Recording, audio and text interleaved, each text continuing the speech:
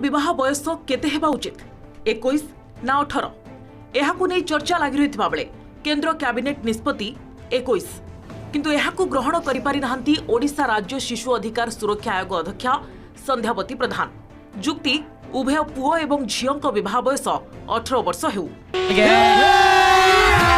अभी मजा आएगा ना।